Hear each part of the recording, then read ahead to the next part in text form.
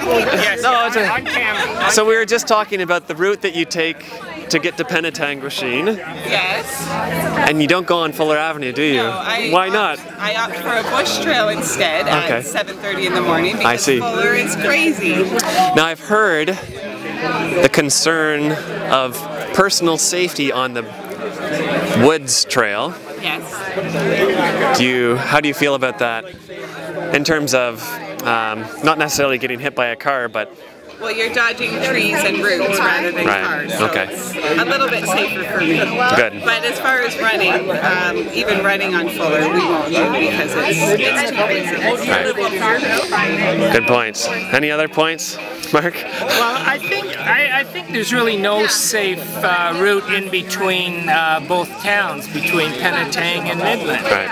And there's no safe route to really leave Midland, so I think it only makes sense that the two towns join together and provide a safe bike route. And I think also in terms of tourism for the community as well, Yep. to have a bike-friendly community only makes sense to attract bikers to this area, not just boaters and cottagers. That's right. So I think it makes sense economically, and also and obviously the safety aspect has been discussed at length.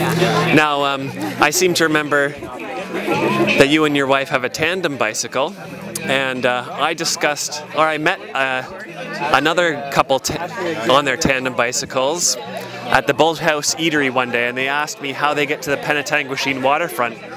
And unfortunately, I had to tell them that in order to get there, they would have to take their life in their hands, and so they didn't even get to go. They had biked all the way from Wabashene and on their tandem bicycle, and were able to go along that wonderful path that goes all the way up through Midland and to the Boathouse Eatery, but it's now going to Bayport, but they can't get to downtown Penetang through the waterfront. So, And I think that would be the natural flow of things, to go from the Rotary Trail where it ends in Midland, and naturally one could go along, join up with Fuller, and it would just naturally flow, and the traffic could come into Penetang as well. Yeah. I mean, we've purchased flags as well as a bright LED light for the back of our tandem bicycle, and that works some of the time, but at other times we have cars traveling close, mirrors sticking out. I almost got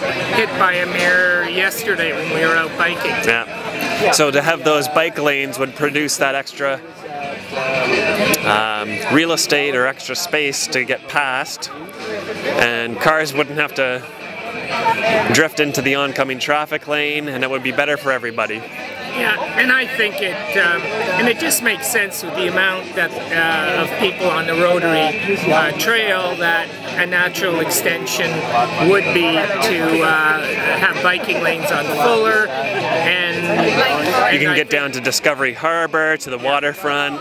Yeah, People can bike to CNCC and Waypoint, and that would be great. And I think from there it's easy to get into the downtown core of Penetang, and from there there's a number of routes that are safe going out to the water, out down the concessions.